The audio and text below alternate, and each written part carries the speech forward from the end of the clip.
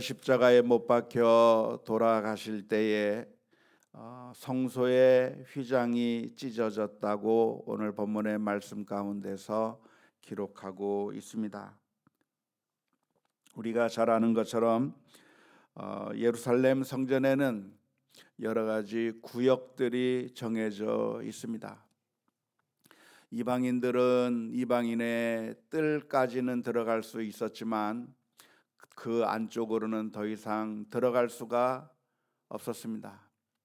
이스라엘 사람들 가운데 여인들은 여인의 뜰까지는 들어갈 수 있었지만 그 더 안쪽으로는 들어갈 수가 없었습니다.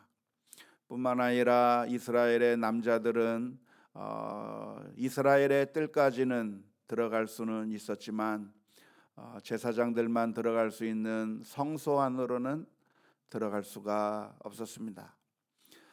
그래서 하나님 앞에 나아갈 때는 저 멀리서 예배에 참여할 수밖에 없고 제사에 참여할 수밖에 없는 겁니다. 하나님 앞에 직접 나아갈 수 없고 대신에 제사장들이 사람들의 기도의 제목을 담아서 그리고 예물을 담고 희생의 제사들을 가지고 하나님 앞에 나아갈 수 있는 것입니다. 예루살렘 성전 문 앞에는 이방인의 뜰에서부터 여인의 뜰로 들어가는 그 문에는 경고문이 하나 적혀져 있습니다.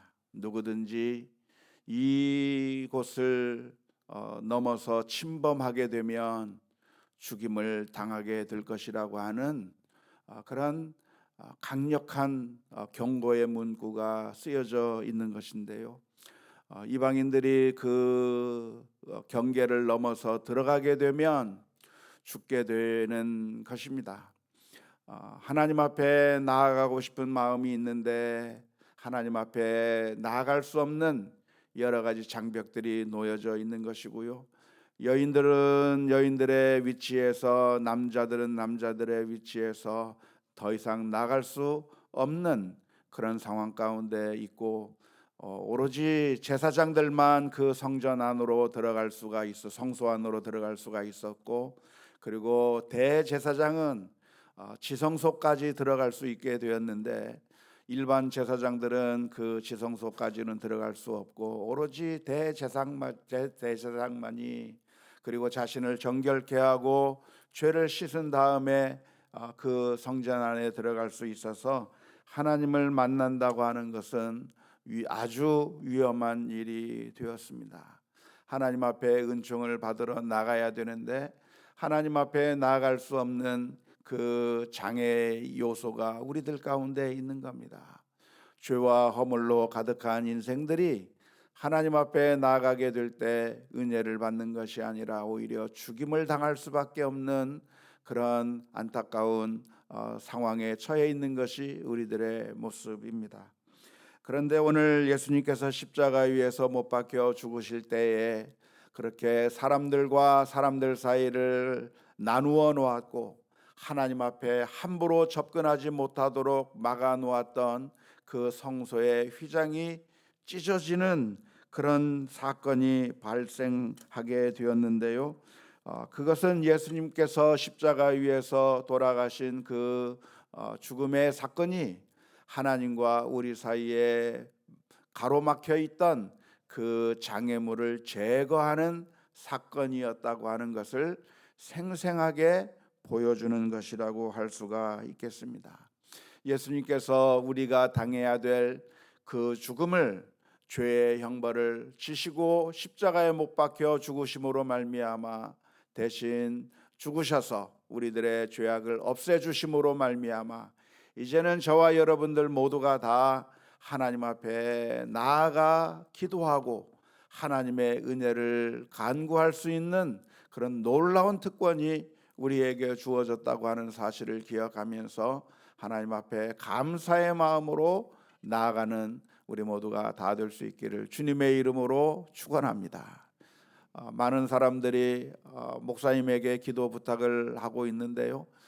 물론 함께 기도하고 위하여서 기도하는 것은 당연한 것이라고 할 수가 있겠지만 그러나 주님께서는 이제는 성직자들의 기도만을 들어주시는 것도 아니고 성직자들의 기도만을 더 소중히 들어주시는 것이 아니라 아무런 자격도 없고 아무런 권한도 없는 우리에게 베풀어 주신 하나님의 은혜가 있기 때문에 우리 가운데 그 누구도 예수 그리스도의 이름으로 하나님 앞에 나아간다면 주님께서 찢어놓으신 그 휘장 사이로 우리가 직접 나아가 하나님 앞에 기도한다고 하면 하나님께서 놀라운 은총을 베풀어 주심을 믿고 담대하게 하나님 앞에 기도의 자리로 나갈 수 있기를 주님의 이름으로 축원합니다.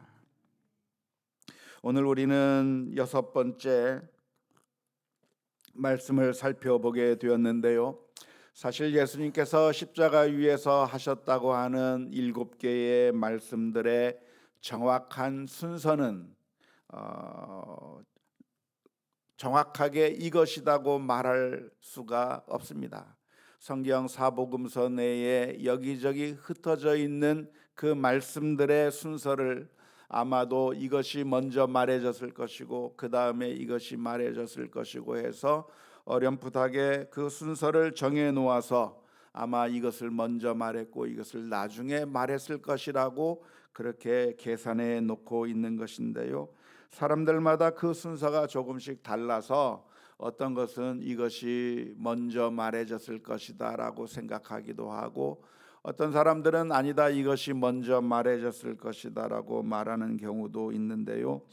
마지막 6번째와 7번째의 말씀이 그렇게 의견들이 갈리는 말씀이라고 할 수가 있겠습니다. 어떤 사람들은 말하기를 다 이루었다가 6번째이고 아버지여 내 영혼을 아버지 손에 부탁하나이가 마지막 7번째 말씀이라고 생각하는 사람들도 있는 반면에 어떤 사람들은 아버지 내 영혼을 아버지 손에 부탁하나이다가 6번째 말씀이고 다 이루었다가 최종적으로 하셨던 주님의 말씀이라고 그렇게 보는 경우도 있습니다. 순서는 그렇게 중요하지 않은 것 같아요.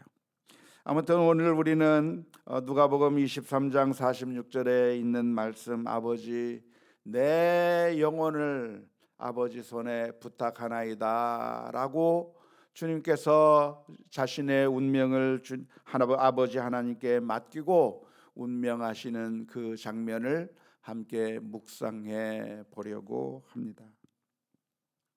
원래 이 말은 유대인들이 잠자리에 들기 전에 하나님 앞에 했던 기도의 제목이었다고 합니다. 잠자리에 들게 될 때 잠자리에 들면서 하나님 앞에 기도하는 그 순간에 아버지 내 영혼을 아버지 하나님께 맡긴다고 하면서 잠자리에 들었던 것입니다. 이 모습을 우리가 생각해 본다고 한다면 우리 주님께서는 십자가 위에서 못 박혀 돌아가시는 그 순간에 이 죽음이 내 끝이 아니라 이것은 마치 잠을 자는 것과 같으며 이제 잠을 잔 이후에는 우리가 다시 일어나 그 다음 날에는 다시 활동할 수 있게 되는 것처럼 십자가 위에서의 죽음으로 모든 것이 끝장나는 것이 아니라 하나님에 의해서 다시 일어나 부활할 거라고 하는 소망을 가지고 십자가 위에서 못 박혀 죽으시게 되는 것이라고 볼 수가 있겠습니다. 십자가의 고통이라고 하는 것은 우리가 상상할 수도 없는 고통일 것입니다. 남성들은 군대에서의 그 기간이 너무나도 힘들어서 그때 고통이 너무나도 힘들어서 늘 말만 하면 그 이야기가 나오게 되는 것이고 여성들은 출산할 때 그 고통이 너무나도 커서 그것을 늘 기억하게 되는데요. 사실 가장 큰 고통이 무엇일까 생각해 본다고 한다면 어쩌면 십자가 위에서의 고통이야말로 가장 큰 고통이었을 거라고 생각이 듭니다. 하지만 그 고통 가운데서 우리 주님께서는 죽는 것이 너무나도 무섭고 두려워서 온몸으로 항거하다가 고통 가운데, 정말 절망 가운데 마지막 순간을 보낸 것이 아니라, 그 힘들고 어려운 고통의 상황 가운데서도 이것은 죽음이 아니라 우리가 자고 난 다음에 다시 일어나게 되는 것처럼 하나님의 손에 자신의 영혼을 맡기면서 주님 앞에 운명할 수 있었다고 하는 것을 오늘 볼 수가 있겠습니다.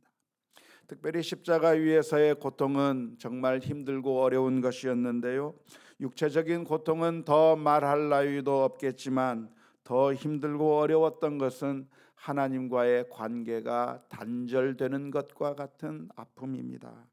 하나님께서 더 이상 나를 돌아보지 아니하시고 나를 버리신 것만 같고, 내가 울부짖어도 전혀 하나님께서 응답하지 않는, 그렇게 외면당하는 그런 아픔이 있었는데, 그 가운데서 불안해하고 공포스럽게, 그래서 마지막을 죽으신 것이 아니라 그럼에도 불구하고 하나님을 신뢰하며 하나님을 의지하며 마지막 숨을 거두게 되었던 것입니다.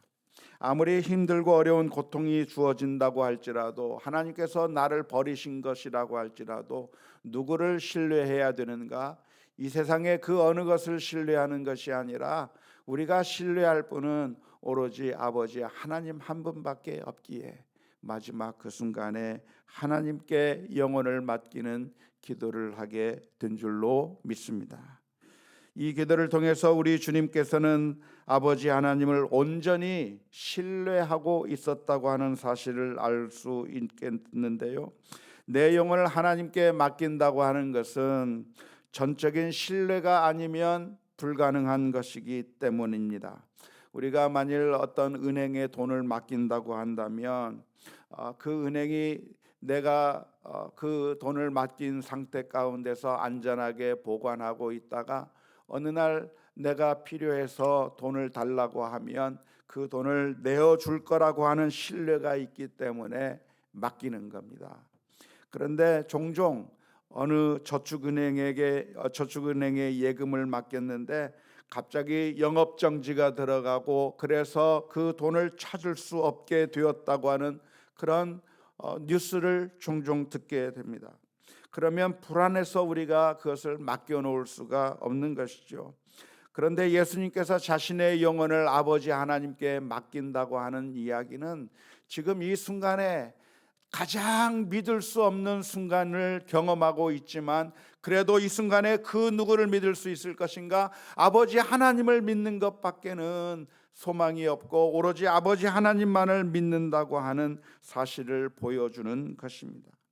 하나님은 누구십니까? 지금은 외면하시는 것 같고, 지금은 예수님의 그 울부짖음에 전혀 대답해 주지 않는 것처럼 보이지만, 그러나 어제나 오늘이나 영원토록 사랑하시는 분은 하나님 한 분이시며, 변덕스러운 하나님이 아니라 공의의 하나님이시고 사랑의 하나님이시기 때문에 하나님 앞에 온전히 신뢰하며 자신의 영혼을 맡겨주신 것입니다.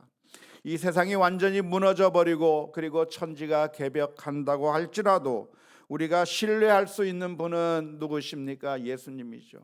아주 전쟁이 나고 여러 가지 힘든 일이 있게 되면 사람들은 화폐를 모으는 것이 아니라 금덩어리를 삽니다. 화폐라고 하는 것은 가치가 떨어져 버릴 수도 있는 것이죠. 지금 러시아에서는 화폐의 가치가 많이 떨어져서 지금 엄청나게 힘든 상황들이 벌어진다고 합니다. 세계가 이렇게 경제 제재를 가하게 되니까 갑자기 러시아의 루블의 가치가 떨어져 버려서 완전히 그 돈으로 무엇을 살 수 없는 그런 상황까지 나락에 떨어지게 되는 것이고요. 만약에 어떤 정부가 잘못해서 어떤 한 나라의 경제가 완전히 무너지게 되면, 전에는 그 돈을 가지고 많은 것을 살 수 있었지만 그 지폐들이 다 휴지 조각이 되어버리는 일들이 발생하게 되는 것이죠.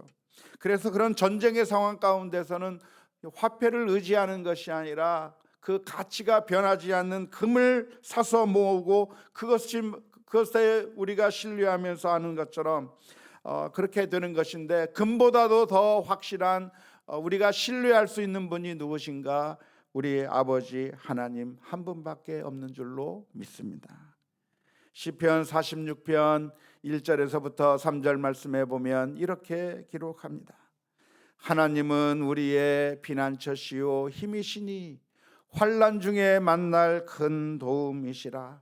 그러므로 땅이 변하든지 산이 흔들려 바다 가운데 빠지든지 바닷물이 솟아나고 뛰놀든지 그것이 넘침으로 산이 흔들릴지라도 우리는 두려워하지 아니하리로다. 우리 주님께서는 십자가 위에서 하나님을 온전히 신뢰하셨습니다. 신뢰하셨기 때문에 십자가의 길을 갈 수 있었던 것이고요. 그리고 자신의 생명을 아버지 하나님의 손에 맡기시며 운명하실 수 있었던 것입니다. 한 가지 확실한 것이 있다고 한다면 하나님께서는 모든 것이 합력하여 선을 이루신다고 하는 점입니다. 만약 우리가 이 사실을 믿을 수만 있다고 한다면 그 어떠한 상황 가운데서도 하나님을 철저하게 신뢰할 수 있겠습니다.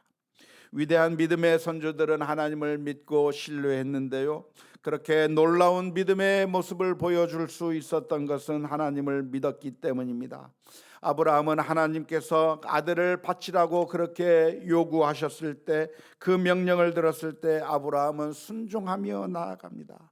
그렇게 아들을 내어놓으라고 하는 그 하나님의 말도 안 되는 황당한 요구를 순종할 수 있었던 이유가 무엇입니까? 그것은 하나님에 대한 온전한 신뢰 때문인 것이죠. 지금까지 살고 경험하면서 하나님은 어떠한 하나님인가? 하나님은 사랑의 하나님이고 나를 돌보시는 하나님이고 나를 망하게 하는 하나님이 아니라 결국 모든 것을 인도하여 선하시게 인도하시는 하나님이라고 하는 사실을 확실하게 믿을 때, 우리의 머리로는 도무지 이해할 수 없고 아들을 죽이라고 하는 그 명령을 내 말로는, 내 마음으로는 전혀 이해할 수 없지만 한 가지 확실할 수 있는 것은 하나님은 나쁜 하나님이 아니라 선하신 하나님이고, 하나님은 사랑의 하나님이시고 결국 모든 것이 합력하여 선을 이루시는 하나님이시기 때문에 하나님은 이 아들을 죽이시는 하나님이 아니라 결국에는 나에게 돌려주실 하나님이라고 하는 사실을 믿게 될 때 온전히 순종할 수 있었던 것입니다. 히브리서 11장 17절에서부터 19절의 말씀 가운데는 이렇게 기록합니다.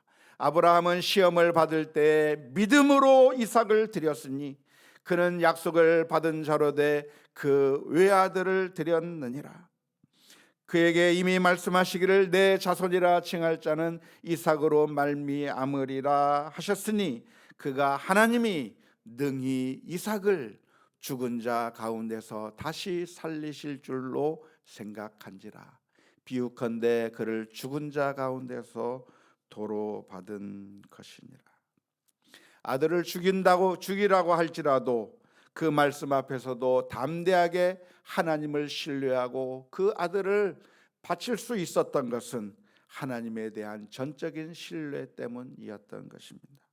오늘 예수님께서도 이제는 하나님께서 내 아들을 나에게 바쳐라가 아니라 내 목숨을 내놓아라고 하나님께서 요구하실 때 그 순간에 하나님을 거부하고 거역하면서 도망간 것이 아니라 철저하게 신뢰하는 가운데 하나님께서는 사랑의 하나님이시고 지금 당장 내 기도를 들어주지 않는 것 같고 내 아픔의 울부짖음 가운데 그 귀를 닫아버리신 것 같지만, 그러나 하나님은 우리가 철저하게 신뢰할 수 있는 분이라고 하는 사실을 알기 때문에 아버지여 내 영혼을 아버지께 바치나이다 하면서 십자가 위에서 운명하실 수 있었던 것입니다. 오늘 저와 여러분들도 이 세상에서 믿음의 길을 걸어가는 가운데 하나님을 철저하게 신뢰하며 모든 것을 하나님 아버지께 맡길 수 있는 그런 믿음의 결단들이 있을 수 있기를 주님의 이름으로 축원합니다. 로마서 8장 38절에서부터 39절의 말씀에 보면 내가 확신하노니 사망이나 생명이나 천사들이나 권세자들이나 현재일이나 장래일이나 능력이나 높음이나 깊음이나 그 어떤 피조물이라도 우리를 우리 주 그리스도 예수 안에 있는 하나님의 사랑에서 끊을 수 없으리라고 말씀해 주셨습니다. 우리 주님께서 십자가에 못 박혀 죽으실 때 이 세상에서 가장 강력한 파워가 무엇일까요? 사탄이 사용할 수 있는 가장 강력한 파워가 무엇이겠습니까? 그것은 죽음인 것이죠. 죽음 앞에서 모든 것이 올 스탑되고, 죽음 앞에서 모든 계획이 완전히 무너져 버리고, 죽음 앞에서 모든 것들이 다 포기될 수밖에 없는 가장 강력한 무기가 죽음일 수밖에 없는데, 그 죽음이 그래서 우리를 하나님의 사랑에서부터 끊어놓는 것인가? 그게 아니라 설사 죽음이 우리에게 있다고 할지라도 그것이 하나님의 사랑에서 우리를 끊을 수 없다고 하는 확신을 가진 가운데 하나님 앞에 믿음으로 맡길 수 있는 우리 모두가 다 될 수 있기를 주님의 이름으로 축원합니다. 지금 우리들이 처해 있는 상황이 무엇입니까? 때로는 우리가 십자가 위에서 못 박히신 우리 주님께서 울부짖을 때 하나님께서 전혀 응답하지 않는 것처럼 보이는 그런 상황을 만날 때도 있습니다. 하나님께 기도하면 응답해 주시겠다고 했는데 하나님께서 귀를 닫아버린 것만 같아요. 하나님께서 내 기도에 응답하지 않는 것 같아요.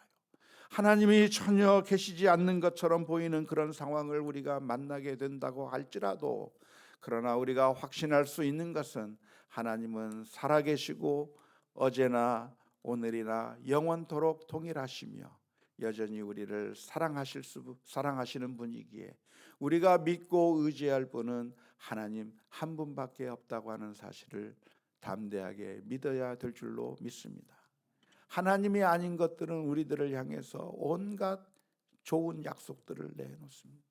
사탄은 우리에게 다가와서 귓속말로 속삭이기를 나에게 경배하면 이 세상의 모든 것들을 다 내게 주겠다고 약속하고 있고, 만일 뛰어내린다고 한다면 살릴 것이라고 이야기하고 있고, 온갖 가머니설로 이 세상의 모든 것들은 우리들을 향해서 응답해 주는 것처럼, 그래서 우리만 믿으면, 재물만 믿고 권력만 믿고 사탄만 의지하면, 이 세상의 방법만 따라가면 성공할 수 있을 것이라고 하는 그런 온갖 유혹이 우리들에게 다가오고 있는데, 그러한 것을 따라가면 될 것만 같고 성공할 것만 같지만 사실은 그 길은 망하는 길이고, 하나님께서는 전혀 응답하지 않는 것처럼 보이고, 우리의 울부짖음에 어찌하여 나를 버리시고 내 기도에 응답지 아니하시나이까 그런 상황이 닥친다고 할지라도, 오늘 예수 그리스도께서 그럼에도 불구하고 의지할 분은 하나님 한 분이시기에 나의 영혼을 맡길 분은 하나님 한 분밖에 없다고 하는 사실을 믿고 맡기신 것처럼, 오늘 하루하루 살아가는 동안에 주님을 맡기고 믿고 신뢰하며 나아가는 우리 모두가 다 될 수 있기를 주님의 이름으로 축원합니다.